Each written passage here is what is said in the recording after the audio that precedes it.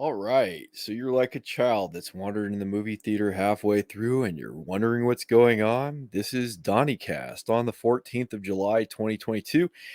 And I am your host, Walter, on the good line, the greater good. I'm feeling a little bit better than usual today, which, knock on wood. It's a little slow on the news side today, but we'll do what we can.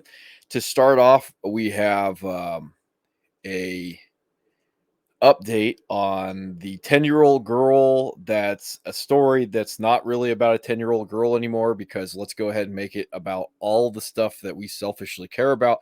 So anyway, in this story today, Kaylin Bernard, the abortion activist type doctor thing, is being investigated for failure to report in Indiana. And I guess, surprise, surprise, this isn't the first time that she's done some stunt like this.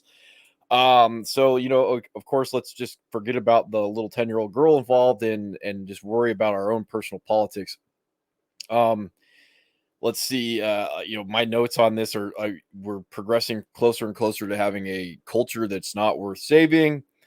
Making it about herself, rule of law, enforce the laws you already have to strengthen the social contract and promote fidelity among your populace.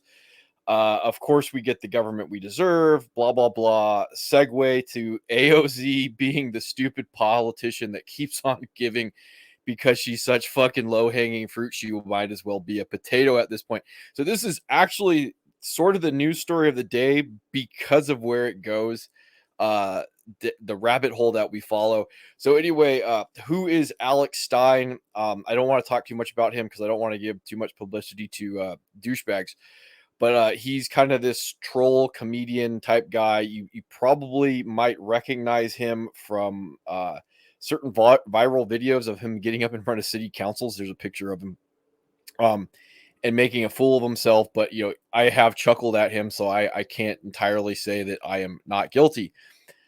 In this case, this article says, "Dear reader, we suggest you pretend as though he does not exist. But if you must know, uh, he well, I won't even explain. It's not even worth paraphrasing this guy article. It's kind of stupid. Anyway, I guess today or yesterday or whatever, this guy, this troll, stood on the steps in Washington D.C. and basically told AOC that she was his favorite Latina, and she had a nice booty and other fucking retarded shit. She got halfway up the steps. She responded and then ran up and, of course, just like our abortion activist, made it about herself. So here's Alex Stein, his Twitter page. You can see a picture of him up in the right hand corner. In city councils being a provocateur. That's what he does. I don't know who Jenna Ellis is, but she has a video when I went searching for it. This is AOC after the fact, making it about her. Look over her shoulder at the troll that was giving me shit. That's the guy who sexually harassed me, yada yada yada. We can all imagine the stupid shit that was coming out of her fucking suckhole. And then, as she was promoting herself, because that's what she's so good at, people started to point out, like, hey, that's a right-wing troll. You might want to fucking knock it off. So she kind of did, because got caught red-handed being fucking retarded. As I already pointed out, Alex Stein is a attention-seeking douchebag, trying to get attention from a attention-seeking cum dumpster that is going to make it about herself. She was too stupid to realize that she got trolled, because the alternative was she got to make it about herself. These are my notes, making sure that I hit them multiple times like a good car salesman. So anyway, what I found interesting, the more I went down this rabbit hole, because I found the whole thing like, just not newsworthy, is good old AOC went back and she tweeted, or whatever fucking social media stupidity that she got up to, because hunting down some of these tweets later on became a little bit of a chore, and we'll get into why. So AOC decided that when she turned around to confront the guy, she said, "Oh, I wanted to deck him." So the right-wing provocateur who was trolling her made her want to react with violence. And you may be thinking, "Fuck you, Walter. I don't give a shit about any of this. This is beneath me." And I would be like, "Yes, you are correct."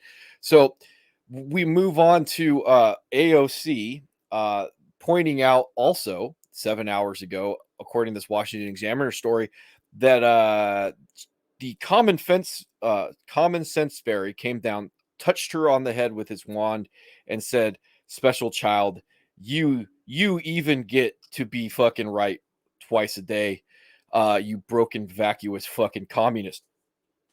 So in this article, Ocasio-Cortez stressed that authorities never got to the bottom of whether officers aided and were opening the doors to rioters who stormed the Capitol on January 6th.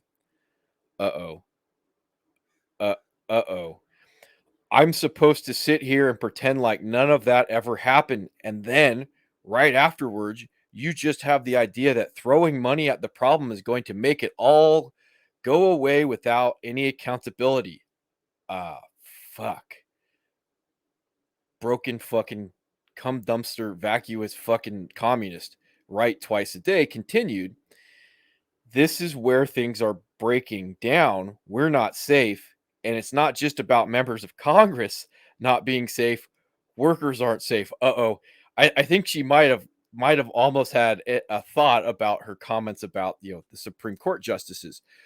So we have good old AOC nearly having an epiphany. So I draw your attention to a tweet that was actually difficult for me to find. This happened December 2nd, 2020, where she writes, "The whole point of protesting is to make people uncomfortable." And I'll come back to that.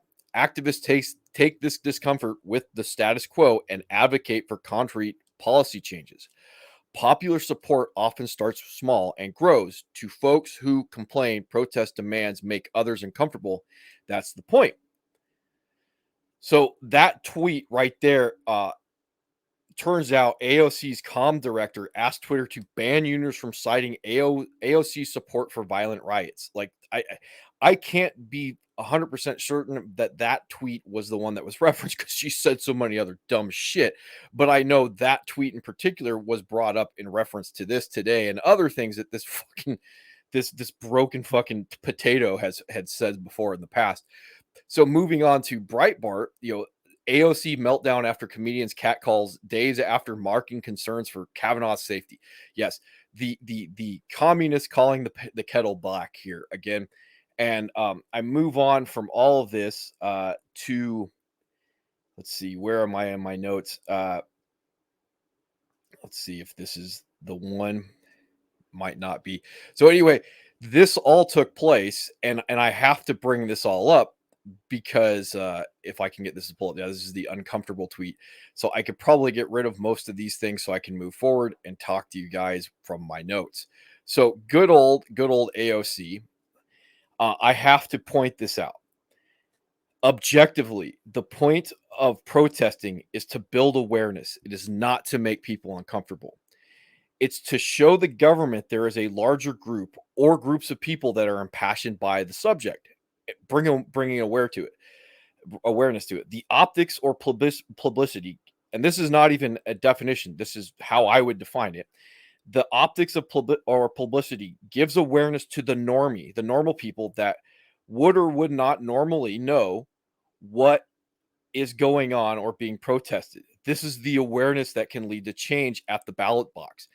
And normal people goes, "Well, I didn't know that the fucking blue-finned robin up in the middle of fucking the Pacific Northwest is being fucking deforested to such a degree that now I know about it and I give a shit and I'm going to fucking call my politician and be like, do something about this." It is not to make the politician so uncomfortable as to which they need to do something, or the population to become such uncontrollable that they get their pitchforks and their fucking torches out and makes the politician uncomfortable. We'll get there, right? So, because the fine line between what she's talking about, protesting, making people uncomfortable, and terrorism is a very fucking thin line at this point, right? Terrorism, and this is an actual definition I pulled off the fucking internet. Terrorism is the unlawful use of force and intimidation, especially against civilians, in the pursuit of political aims. Literally, the first thing that popped up when I typed in terrorism today. Making people uncomfortable this is me, making people uncomfortable can be illegal. And we're back to those really fucking inconvenient definitions that we talked about yesterday. So we go to Wikipedia is trash, and we see here that the definition of intimidation underneath the Wikipedia page, intimidation is the name of a criminal offense in several US states. The definition of crime, intimidate, differ from state to state, differ state. In Montana, intimidation is defined as follows. It doesn't really matter. And I know you're thinking, well, what does intimidation have anything to do with this? Well, you see, as part of actual definition for terrorism, intimidation is a crime.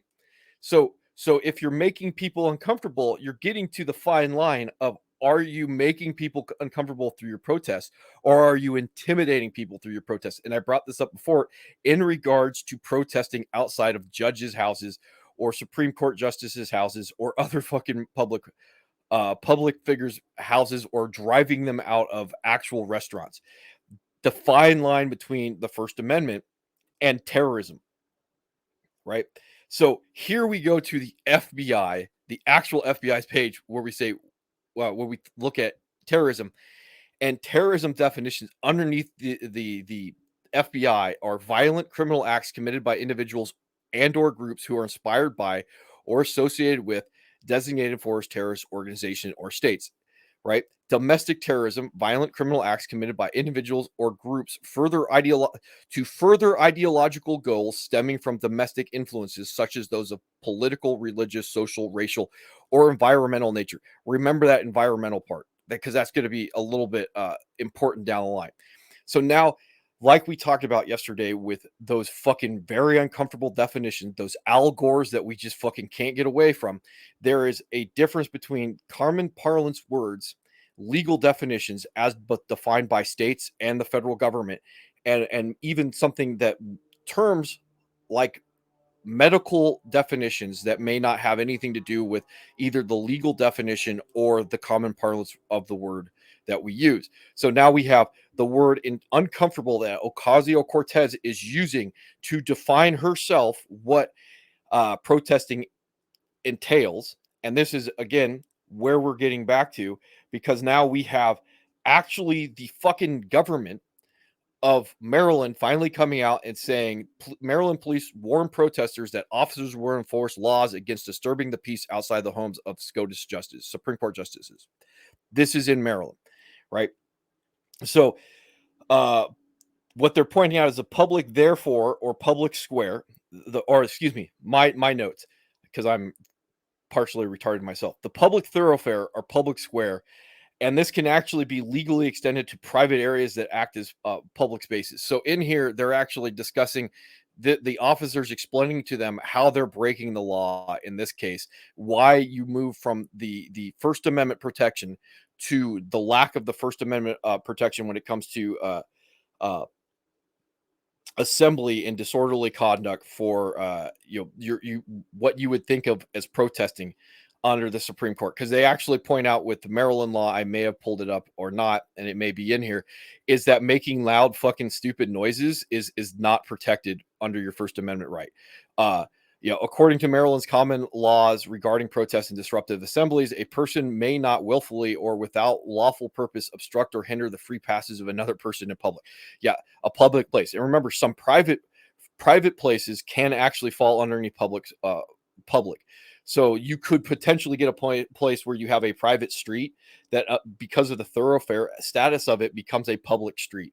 And the same way you might have a private park that becomes public place because of that is the only place that where you can have public assembly. And this gets into Twitter, because if Twitter is deemed a public space, which it legally has been, that extension goes even further. So to continue with the Maryland common law, a person may not willfully act in a disorderly manner. And again, we have to legally describe what a disorderly manner is that disturbs that public's peace. A person may not willfully fail to obey a reasonable and lawful order that a law enforcement officer makes to prevent disturbance in the public place. So there's more of these down the line. I'm not as concerned with them because, as I pointed out in my notes, someplace that this is being very generous. The Maryland law enforcement is being very generous, and it's not just the Maryland law enforcement. This is politicians and the court system and the district attorneys. They're all being very generous with these fucking pieces of shit that are outside these people's houses. And I'm not a big fan of where did I write this down? I'm not a big fan of your disorderly conduct laws, because again, it has to be defined, and ends up being so vague. A lot of times it can be used by law enforcement just to get a disruptive person off the area, and then the arrest and the charge will later be dismissed, but no harm no foul. You stop someone from being a dumbass, and again, without some type of legal definition behind what is disorderly conduct, and it has to be a very narrowly defined definition. It cannot be a broad definition, because a broad definition just means it can be used at any given time willy-nilly. And the more narrow the definition is, the more protection an individual has being a dumbass to not go across that line. So to go forward to Maryland, the Maryland government, if I can get this thing to pull up, the Maryland government, the MMAC, Maryland Government Terrorism Indicators, we actually see here that they have defined, if I have this pulled up someplace, terrorism is the use of force or violence against persons or property in violation of criminal laws of the United States for the purposes of intimidation, coercion, or ransom, or the influence of government policy. Terrorists often use threats to create fear among the public, to try and convince citizens that their government is powerless to prevent terrorism and get immediate publicity for their fucking causes. This is on the fucking Maryland fucking government website. So when we look at this shit, this really fucking pisses me off. We have certain buzzwords like intimidation, which we've vaguely legally defined, coercion, ransom, blackmail, like what Putin's doing to fucking Europe right now, influence government policy, almost like, well, I don't like the fact that, abortion went the way of the goat, the dodo, so therefore I'm going to go stand outside of a Supreme Court justice's house and be a douchebag. Terrorists also use threats to create fear among the public. I don't know, like burning down fucking cities, and to try to convince citizens that the government is powerless to prevent terrorism. Makes them uncomfortable, right? That broken fucking clock being right twice a day, and to get immediate publicity for their clauses, right? Going back to Ocasio-Cortez, to folks who complain protest demands make others uncomfortable. That's the point. Activists take that discomfort with that status quo right there, the publicity, to convince citizens, the status quo, to advocate for concrete policy changes. This dumb fucking cunt is using elements of the definition of terrorism to defend people using, or quote unquote protesters, and I'm doing the thing where I'm fucking using air quotes with my fingers again, quote unquote protesters, to use elements of terrorism to actually affect public policy, because she's fucking stupid, right? And to move forward to more, this is a 2010 Maryland code, because it's kind of hard to find actual legitimate laws online, and it just gets me to the point where I want to go to, is we see obstructing justice, section 9305, intimidating or corrupting a juror. In this, the main thing is we have a person may not by threat, force, or corrupt means try to influence, intimidate, there that it is, impede a juror or witness or an officer of the court of the state of the state or the United States in performance of the person's official duties. Someone fucking please explain to me the difference between protests outside a judge's house and elements of what this is actually being construed for in the actual Maryland law. So we actually go further on this when we talk about solicitation prohibited. A person may not solicit another person to, by threat, force, or corrupt means, to try and influence, intimidate, or impede a juror, witness, or an officer of the court of court of the state or the United States in performance of the person's official duties. Check this out. When you are fucking posting on Twitter that you will give people $50 for a fucking sighting of the Supreme Court and another $200 if they're still fucking there when they get there, I am wondering if that's solicitation at that point of obstruction of justice by law. You fucking feckless cowards, right? And to go further, when we go to the Department of Justice archives, when we talk about assault, and I have a little bit of experience charging people with some of this fucking shit in my personal life. Why I'm here in my experience, there's this part where it says, what is assault? We're talking about what is assault, because assault varies from state to state and jurisdiction to jurisdiction.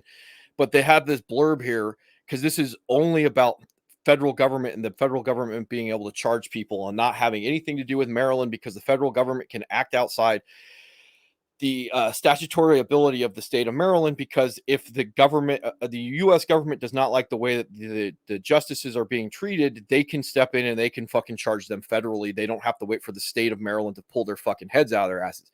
So we see here that there's this thing at the bottom where it says Guerrero versus the United States, blah, blah, blah, blah, blah, blah, blah. It's a court case, and I didn't look it up, so I don't really care what the actual details of the case is. I care about what they're talking about. But of course, an assault can also be committed merely by putting another in apprehension of harm, whether or not the actor intends to inflict or is capable of inflicting that harm. So now we're not even talking about intent anymore. It's the person feels like that they are in apprehension of fear, whether or not that protester actually intends to inflict or is capable of inflicting harm. It doesn't fucking matter at that point. By US code, it just says if the judge feels like they are in harm's, they have apprehension of harm, you are doing you breaking the law by being a protester outside of that judge's house. You have all the elements to charge these people with actual acts of terrorism, and we'll get fucking further down that line here in a second. But you're failing to do so as both the state of Maryland and the federal fucking government.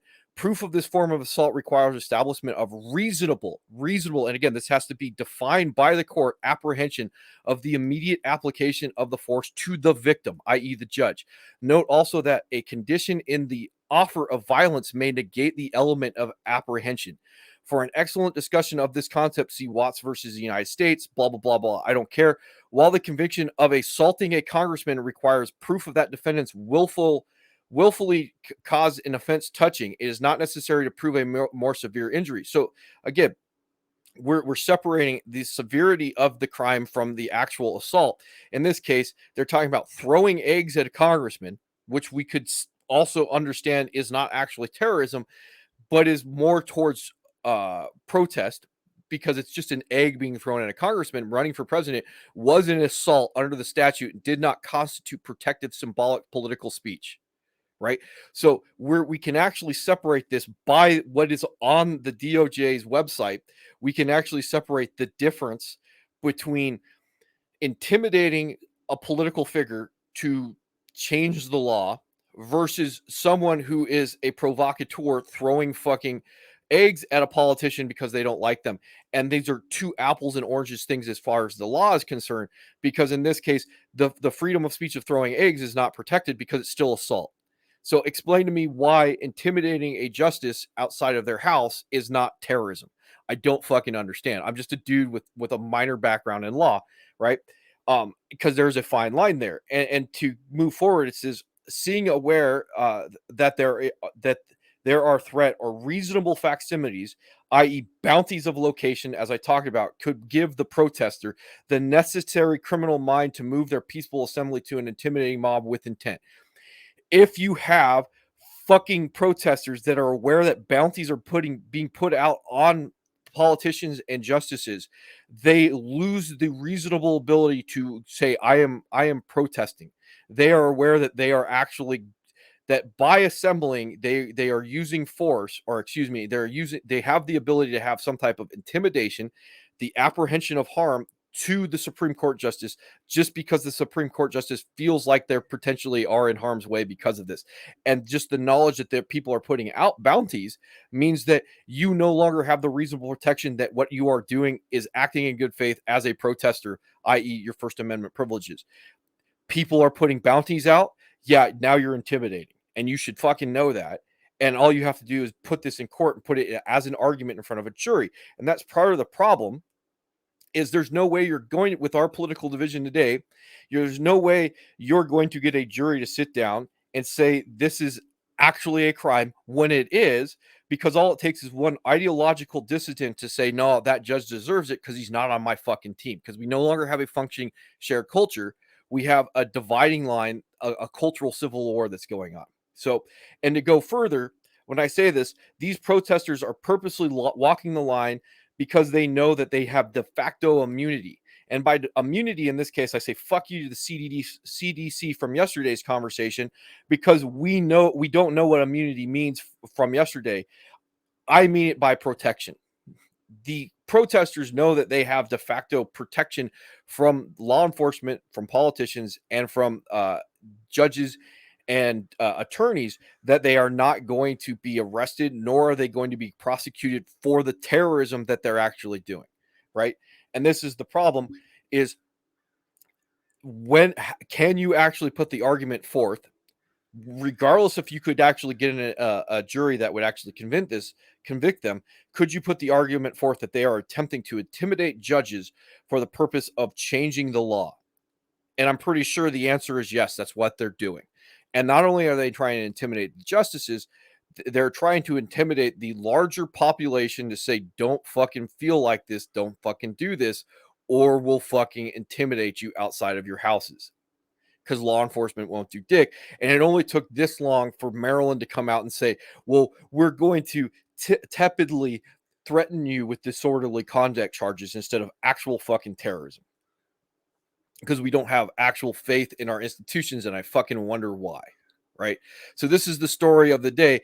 Here's Ocasio-Cortez actually trying to make it out that she was in some way, shape, or form intimidated. Where were the law enforcement that came out to help me when some comedian troll was saying that I have a nice ass, and then comparing that to the questions that anybody with any rationale would have about why there are accusations that the police officers on January 6th opened the doors to the protesters. A broken fucking cum dumpster can be right twice a day in this case. And this all goes back to, if she doesn't even have the working set of Christmas tree lights in her head to realize that she's drawing this comparison, or she's not even drawing the comparison between the protesters outside the Supreme Court justice's house and this guy who is just basically nice ass, as she turned around to fucking deck the guy. And you have to ask yourself, when she makes the comment about decking the guy, is she doing it because she's angry, or is she doing that because de facto she feels like she's in harm's way, right? As we pointed out, apprehension of harm, when she said she was going to deck the guy, right? By law, by statute. So as we move forward, if you're still wondering, well, I don't really care, this isn't a big deal. So the House passes an active shooter bill today, 260 to 169, with 43 fucking Republicans breaking ranks to join Democrats for voting for it. And again, as I'll point out all day long, that I don't think that we should have political parties that are in 100% lockstep, because then you have stagnation of ideas. So I don't have particularly a problem with the Republicans breaking ranks. What I do is, it's bad law, and it's bad law again because the good idea fairy, because it's always the fucking good idea fairy that's making these idiots do this shit. Let's just give into this clown show and give more power, and the government that all arbitrary. Like, I'm sure we can trust them, like in Uvalde or January 6th, to do their fucking job. So they want the ability to give out notifications to people that there's an active shooter going on in the area. And I'm sure the government in no way, shape, or form is going to abuse this or fuck this up after Uvalde and January 6th. Nope. Let's just give them more access to your personal information so they can just ping you at any given moment to say, "Oh, you're here. I can let you know there's an active shooter in the area." Or I'm sure that I'm sure if I lived in like fucking Philadelphia or Washington D.C., because also the House passed legislation putting the Washington D.C. mayor in charge of the National Guard. I'm sure it's going to be used all the time in Washington D.C. with that high murder rate to ping people like 24 hours a day that there's fucking active shooters going on all the time in Washington D.C. No fucking way they're not going to use it that way, right? So moving on, and I must have fucking no, I did. I screwed this up. Sorry. I screwed this up because I have this where I wanted to go, and I must have moved it to the wrong spot. So moving on from Ocasio-Cortez, who's fucking retarded. We have British eco zealots who have, and notice that in this Daily Mail article, they're not going to say the word terrorist. British eco zealots who have slashed tires of at least 40 gas guzzling SUVs in New York City now attack cars in Chicago, San Francisco, and Scranton as they massively expand operation after wreaking havoc in the UK.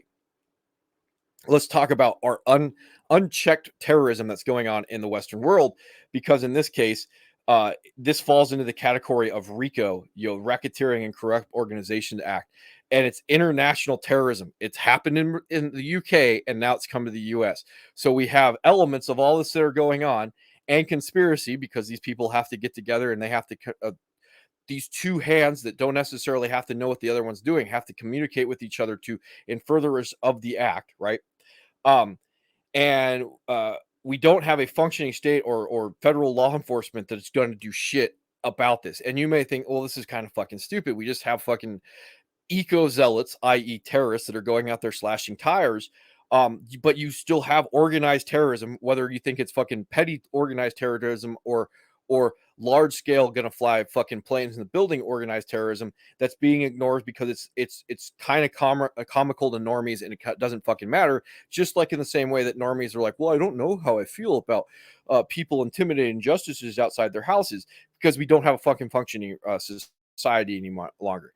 And again, I point this out.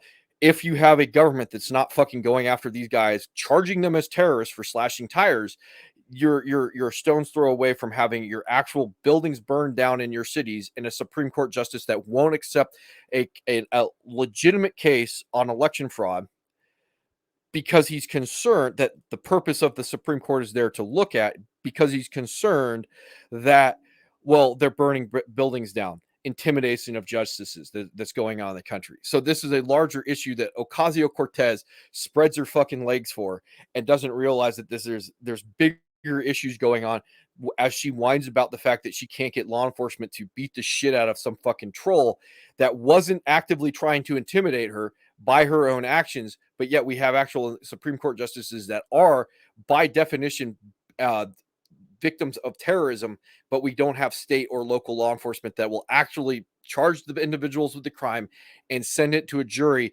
because our jury system is so broken right now that they'll just kick it back and go, nah, this guy deserves it because fuck it, he's a conservative. That's how broken we have a culture right now. Oh, and for my co-host, what's the silver lining on this? Fuck it, we'll just burn it down faster, and then we can rebuild from the ashes. So going back to, let's give so this was supposed to piggyback off of January, or the Congress giving the active shooter warning and the DC mayor getting control of the National Guard, because now we have the New York Supreme Court rule states quarantine and isolation orders unconstitutional, right? Because the government's not going to take its power and just fucking push it to the extreme of just using it against everybody. So in this case, we look at the moron that is New York Governor Katie Hochul, who once again does not understand the law and is more than happy to overreach on her power because she doesn't know what the fuck she's doing. And this is the government that we voted for and we fucking deserve. So it says, health officials to enforce isolation and quarantine whenever they deemed it necessary. So what is the legal definition for deemed it necessary? I don't fucking know. New York Supreme Court judge struck down the rule after finding it to be a violation of state law. You fucking think that health officials willy-nilly have the ability to isolate and quarantine anybody when they fucking deem it necessary. There's no way that that would ever be politically abused in this country or anyplace else. The rule also gave health authorities the ability to monitor people to ensure compliance with the order and determine whether or not such a person requires a higher level of medical care. Get the fuck out of here. Because we can't just replace medical and health authorities with other fucking people using the guise of health and disease in order to monitor you like you're a presidential candidate and ensure compliance with what they want you to do because you have the wrong politics. This is why we can't charge terrorists for fucking intimidating justices in front of their houses, because you have governors that think that the good idea fairy would say that, yeah, you just go ahead and fucking intimidate your fucking citizens because you don't like how their politics go. Never in a million years would this ever be used against anybody. And I've already read this, and it's still hilarious to me to read it out loud again, to think that a governor of a state in the and a governor of a state in the U.S. would fucking think that this would work. As she goes to bed at night, as she's brushing her teeth, getting ready to go to bed, and she's like, "You know what I'm going to do? I'm going to give the health authorities the ability to monitor people and ensure compliance with orders." And then quarantine people like I have the ability to suspend habeas corpus because fuck it, Abraham Lincoln still doesn't get shit over fucking suspending habeas corpus for the Civil War. Get the fuck out of here, right? This could be and I think I wrote this down. This could be the basis for political detention under the guise of medical quarantine without due process. Yeah, this is me. I'm sure China or Russia would never do shit like this. I'm sure we don't read stories about Russia and China actively doing shit like this right now in the West. So I guess it becomes a matter of, do you believe the propaganda of the West versus these countries that are known to be tyrannical, and we make fun of them. So moving on from this, now, okay, we already did the story. Goes to show that I'm good. So we talked about Twitter as the public square earlier on. And I have some major issues about that has more to do with bad law. But moving on from that idea for the time being, we have judge orders discovery to proceed in social media collusion lawsuit against Biden administration. I believe it's talking about 24 states, or that might be a different thing. In general, this was talking about, was it 2 of the states, Louisiana and Missouri case, right? So in this story, by Zero Hedge, we have a federal judge has ordered several social media companies to turn over documents and answer questions within the next 30 days as part of the discovery phase of a lawsuit brought by the states of Missouri and Louisiana, which alleged the Biden administration colluded with tech giants to censor conservatives. So this was supposed to be on the back of good old Kathy Hochul, who doesn't understand how to be a fucking politician, or she does understand how to be a politician. She doesn't understand how to be American by basically passing or pushing policies forth that violate state law by allowing the government to just surveil people and scoop them up for no good fucking reason. So in this case, this was supposed to be on the back of how the government can't be trusted with the power that they have, because now you have 2 states at the very least saying that the Biden administration, the current president of the United States, was colluding with these tech companies. In particular, they had these 4 topics that they were talking about being colluded with tech giants over, which is the Hunter Biden laptop. If you're not prior to the 2020 election, so if you're not aware of that, the story behind the Hunter Biden laptop in 2020, after the fact, the story got buried to such a degree that a whole bunch of voters said, well, if I would have known about that, I wouldn't have voted for Joe Biden in the first fucking place. We have speech about the lab leak theory of COVID-19's origin. Not going to get into that on YouTube for obvious reasons. Speech about the efficiency of masks and COVID-19 lockdowns. I'm sure Kathy Hochul, we know where she's going to land on that shit. Speech about election integrity and security by voting by mail. Right, both pressured and colluded with social media giants Meta, that's Facebook, Twitter, YouTube, to censor free speech in the name of combating so-called disinformation and misinformation, which led to the suppression and censorship of truthful information on several topics, including COVID-19.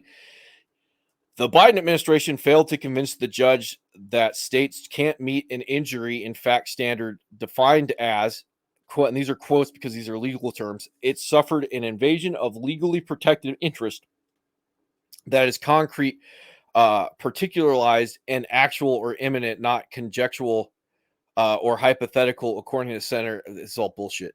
According to Senator Square, the DOJ argued that there was no link between alleged injuries to the states and the governor's alleged actions. And there's some massive bullshit by the Biden administration right there. Here's the thing. I literally wrote, here's the thing. The government shouldn't have ever needed to respond to this lawsuit at all, because they should have had no contact with these social media companies to collude with in the first place. That would the necessitation of them asking a judge to do judge stuff just shows that they know that they fucked up, because they should have been like, we never talked to these people, whatever, we don't fucking care. That should have been the argument that the Biden administration put forth. We never talked to them. Go ahead and give them discovery. We don't care.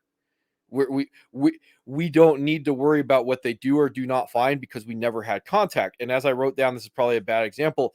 This is like saying I'm Governor Gavin Newsom of California, and I don't have to worry about being accused of fucking my best friend's wife because I never met her in the first place, right?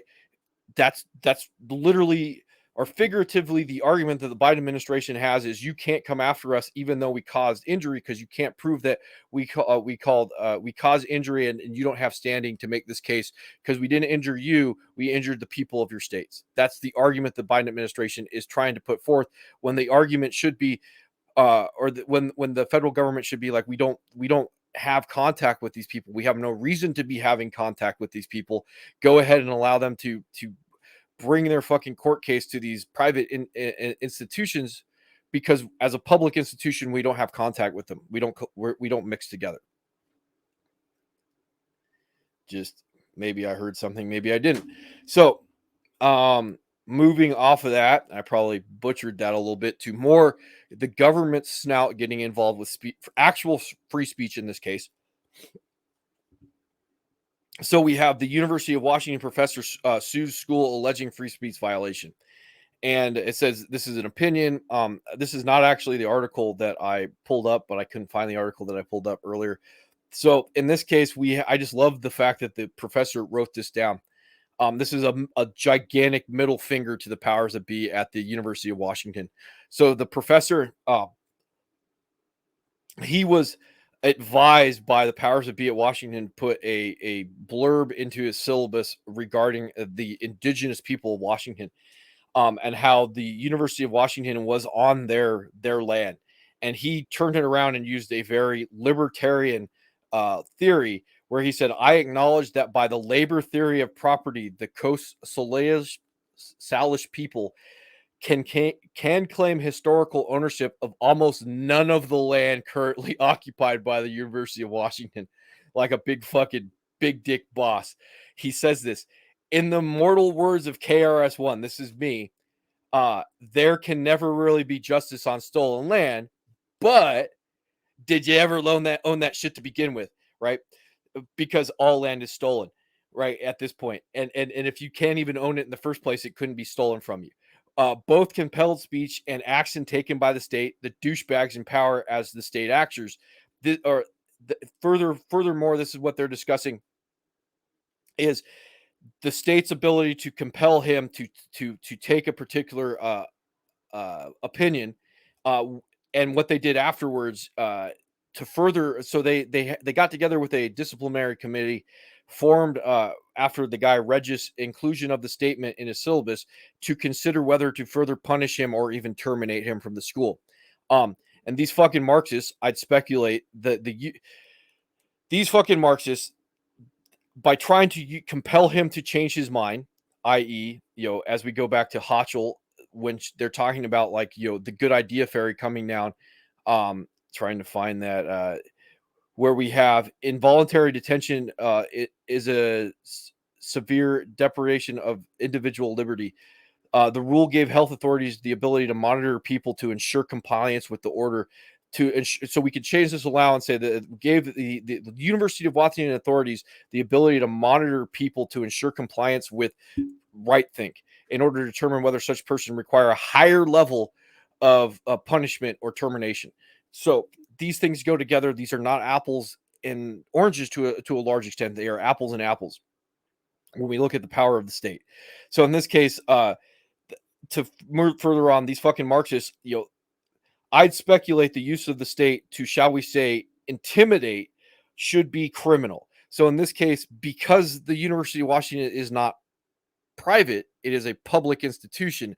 The power wielded by the individuals at the University of Washington should not purely be a civil claim. It should actually be a criminal claim because they are violating the civil rights of the professor of Washington, and they are doing so from a position of power to potentially take his ability to provide for himself and his family away. This should be a criminal offense. If you did this from a private standpoint, it would just purely be a civil lawsuit. But since this is a public institution and the state cannot by law do this, these people should see jail time, and they should not be protected by, there's no free speech to protect them by, because they're using their position of authority as state actors to fucking, chill his speech and intimidate him. Right.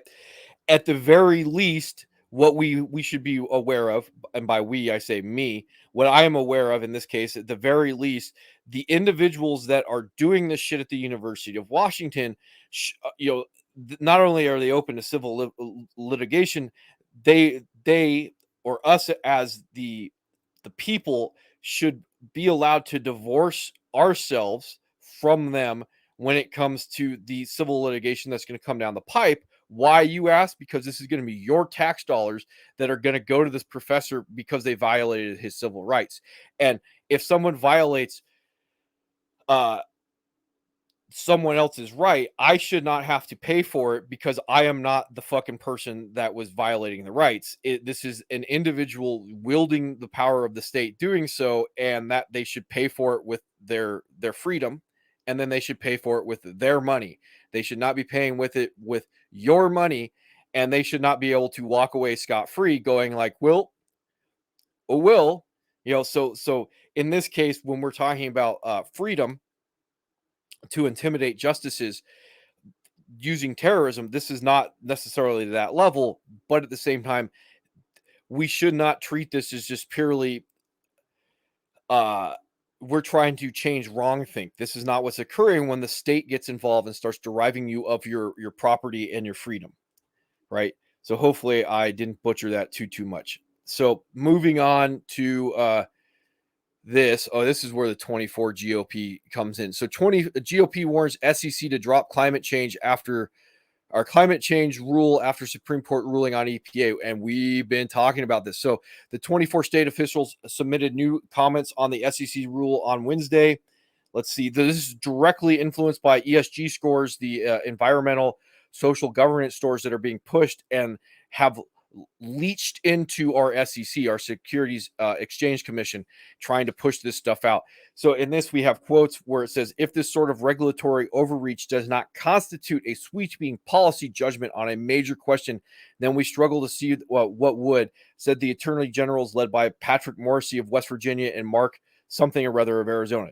So what the Supreme Court, West Virginia versus the EPA provided was the EPA as this regulatory wing of the executive branch can only do as much that has been expressly enumerated by Congress, and just making shit up willy-nilly as laws and then going out there and enforcing it, they don't have the power to do that. So what they're saying here is these 24 state officials submitted new comments.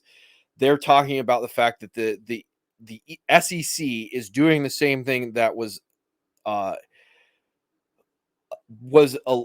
the SEC is doing the same thing that the EPA was doing in the ruling by the Supreme Court. Knock it the fuck off. They also criticized the SEC's paternalistic reading of the statutory authority on disclosures, adding environmental regulation is outside the commission's area of expertise. If anything, the commission is less equipped to regulate the areas concerning climate change than the EPA. So they're pointing out again the EPA West Virginia Supreme Court ruling. If this sort of regulatory overreach does not constitute a sweeping policy judgment on a major question, then we struggle to see what would. And I think I just said that twice because I'm retarded. They also, I pasted this twice. Let me get rid of this because I'm fucking stupid. So anyway, that's what's going on in this case. Because again, and I gotta hunt this down because it was actually in there, and I must have done something to make it go away because it's actually talking about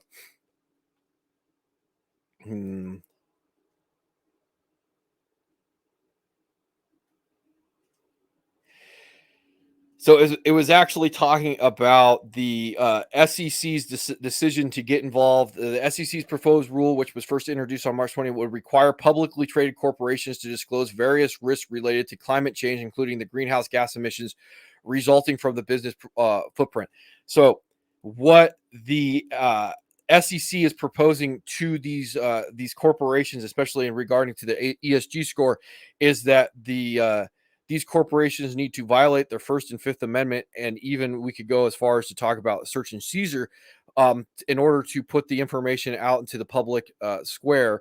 What is going on with the internally with these businesses, and if you don't have a fucking problem with the SEC being able to make shit up in order to influence a company's fucking stock price, I don't know what should scare you, especially when we're in this massive economic downturn that can't be labeled a recession because the Biden administration is moving the goalposts on what a recession actually is. So let's go to shift the ruling really quick. Excuse me for a moment as I step away.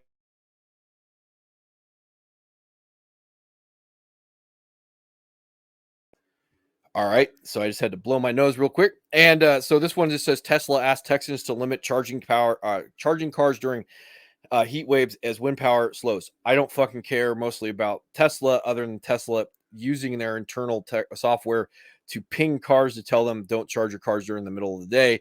In this case, what we have to say is way to go, Texas, being like fucking California, the state that we always bring up. Do not allow your state to be like. And I already pointed out I don't care about the Tesla shit. So Daniel Turner, who's some founder of the Power of the Future, I don't know who the fuck this is, but obviously he's probably some fucking political hack, told the Daily Wire that the reoccurring energy problems illustrate one of the major drawbacks of transferring to green energy. Same problem that's going on in Sri Lanka and in the Netherlands, right? Is going on in Texas, even with the fact that Texas is quote unquote red. And I'm doing the quote unquote thing with my fingers again. In recent years, Texas has spent billions increasing the capacity of its own wind farms. So this Daniel Turner guy continues. Texas has spent $66 billion of taxpayer dollars on renewable energy with the promise of 30,000 megawatts capacity. He said in an email statement, according to whatever, for the last few days, it has generated far less than that.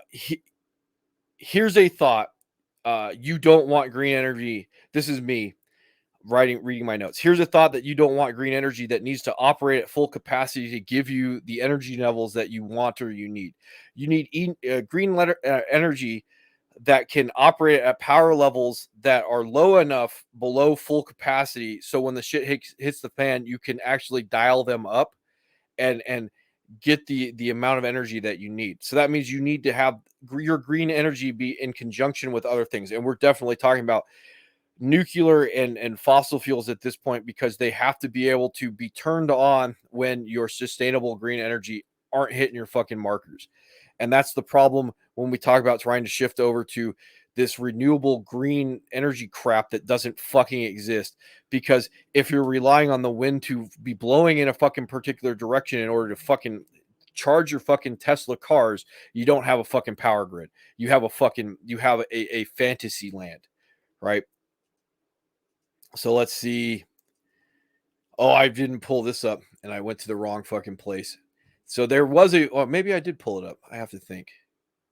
So I got to yank you over, drop you down.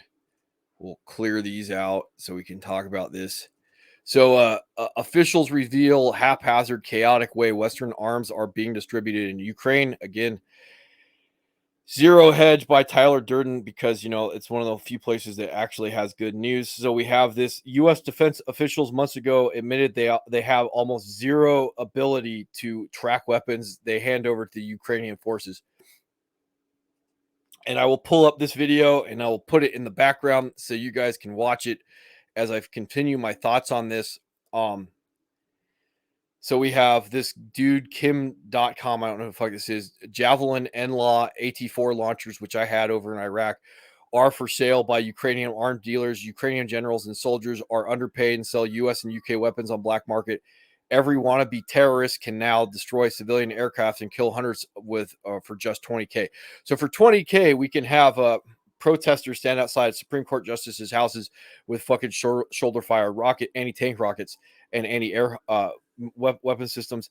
So be advised, even this video that you're watching could seriously be heavy doses of Russian propaganda. All these weapons land in southern Poland. This is from the article as a quote. All these weapons land in southern Poland, get shipped to the border, and then are just divided up into vehicles to cross. Trucks, vans, sometimes private cars, said one of the Western officials. And then from that moment, we go blank on their location, and we just have no idea where they go, where they are used, or even if they stay in the country, or they wind up in the back of fucking SUVs. I just wonder where the fucking protesters are to fucking slit the tires on this SUV, you fucking pieces of shit. All right. So, China sucks. This is just developing in my mind. Bloomberg, which is a paywall. So we have more Chinese home buyers refuse to pay mortgage loans amid contagion fears. So we have this property crisis brewing in China. So I got to go back to here. Zero Hedge. They referenced the article I just brought up that you can't actually read. China on verge of violent debt jubilee as disgruntled home buyers refuse to pay their mortgages. In this, it says that according to research, China real estate information, home buyers have stopped mortgage payments on at least 100 projects in more than 50 cities as of Wednesday, up from 58 projects on Tuesday and only 28 on Monday, according to Jefferies Financial Group analysts, including somebody Chinese. It becomes just a failure to deliver or a failure to deliver on time. The Chinese operates by trying to fix problems it's already caused. Does this sound familiar? So in this case, like what is going on in China is they're trying to get people to buy the projects before the projects are actually completed. And since it's becoming clearer and clearer that these projects are not being done on time or at all, people are stopping their mortgage payments, waiting on shit that's happening. This is just how China kind of operates, by saying, we cause a problem and then we'll fix it. And then that's just the economy that they have. Makes me wonder how capitalist our economy is over here, or how real the actual comment is that China's economy is more capitalistic than you can actually imagine. And this is just the tip of the iceberg, because China's economy is so heavily reliant on Western economies, and our economies are going south. China's is going to go south faster. So it's just something that I'm kind of monitoring for the time being. And to finish the day, I have one thing to say just right now, is that there's some story going on right now that I don't really know what to think of. It is that the Italian prime minister resigned, but the Italian president said you couldn't resign. Just more overall distress, showing how weak the overall state of Western governments are because of all this nonsense, their failure to govern, and their mismanagement and corruption that's bringing the economy to its knees. So in this case, I have to bring up these two stories to finish, in case you are wondering. So this is probably something I will be covering in the future. This is actually part of the reason why my co-host wanted me to get into podcasting. So it's able to take apart stupid information so you could see the bigger picture. So we have these two articles, one from Screen Rant, why it's now okay to say Marvel MCU movies are bad. MCU Phase 4 mixed reception has continually had people lash out against any criticism, but there are plenty of reasons to why it should be allowed. This is published 8 hours ago, after the fourth Thor movie is now doing poorly at the box office, and all of the MCU's movies, or excuse me, all the MCU's TV shows on their pay service have been rather panned by the public. In this case, we have a Daily Beast article. The Daily Beast is left-leaning in the first place, and it says the Marvel Cinematic Universe's Phase 4 has been a total train wreck.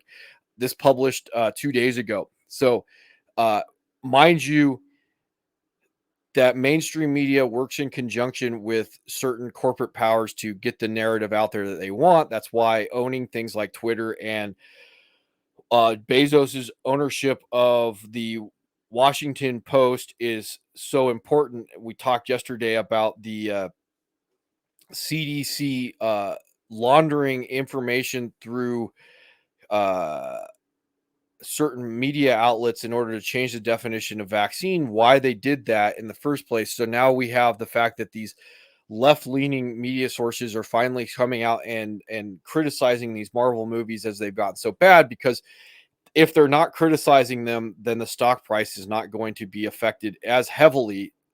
Disney stock price in this case, because Disney owns the MCU.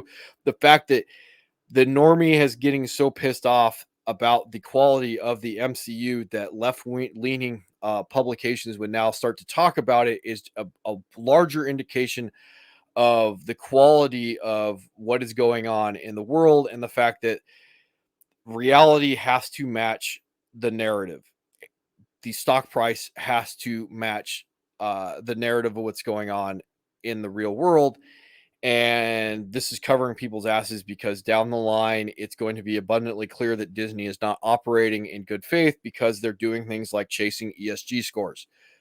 So I bring all this up because a couple days ago, we had this gentleman, and I tend to follow Eric July on the internet, not always because I enjoy his punditry, because I disagree with some of the shit that comes out of his mouth, but he's still, operating in good faith, and that's to be commended. And anyway, on this, it says Blaze TV contributor Eric July, Young Ripper, on YouTube, Ripperverse comments puts woke Marvel and DC to shame with jaw dropping numbers. So this motherfucker went out and dropped a pre-order campaign target of 100,000 in sales. Total sales revenue for July's first comic series has already approached $1 million, and I believe he dropped this shit on Monday. So if you're wondering, for people out there in normie land, as he put it, and I've been following this guy for a while, and this guys like him have influenced myself and my co-host, because he's pointed out, this is why I follow Eric July even when I don't agree with some of the things that come out of his mouth, because he's a harder core libertarian than I am. These people don't like you. They don't fucking care about you. They don't even really care about your money, which goes to show how well they're running their fucking businesses. He said, if you don't like it, go start your own shit. And guess what Eric July did? He went and started his own shit. So as Marvel Cinematic Universe burns themselves to the ground, and this is after the actual comic books that they're based on have been burnt to the ground for about a decade at this point. He just went out and said, fuck it, I'm gonna start my own fucking comic book company. And a few days in, he's already gone over $1 million being pledged to him. It makes me wonder how long it's going to take before good old Eric July is running his own Ripperverse cinematic universe with his stuff. And I shouldn't have to say this, but I'm going to, because I think this is kind of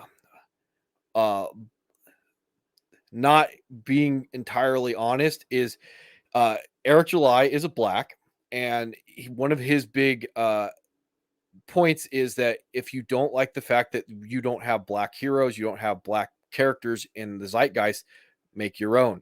And so what did he do? He went out and made his own. Now, I don't know what the quality of this is at this point. I'm halfway tempted to even though I no longer read comic books, I'm halfway tempted to support him just out of principle and see how, if the quality's there, if is as long as he doesn't put his personal politics caveat, as long as he doesn't put that identity Marxist type of content into his books, if he just tells good stories with black characters, I don't think anybody's going to fucking care. And that's the whole point, right? Make a good product that someone's willing to buy. It doesn't matter. And that's what Eric July has done. And this is what more people should be looking to do. That's why my co-host and I have decided to try and do our podcast and translate it further into other products that what we think other people would be interested in down the line, because there just isn't a market right now for freedom and the ability to have a better selection of what to do with your income, both disposable and otherwise. And if you don't like it at this point, and your response is, "Well, I'm just gonna suck my thumb," then I don't know what to tell you. And in this case, you can see that there's a lot of money to be made out there in the real world land by taking some risk and dropping your product out there and seeing if you can make some money, because the mainstream doesn't give a fuck, and they're only going to continue to put out ideologically compromised products that are inferior. And the best way to deal with that problem is not boycotting it, it is to do your own shit and solve your own problems. So anyway, that's about it. 104, and it's Thursday, and even a broken AOC can be right twice a day.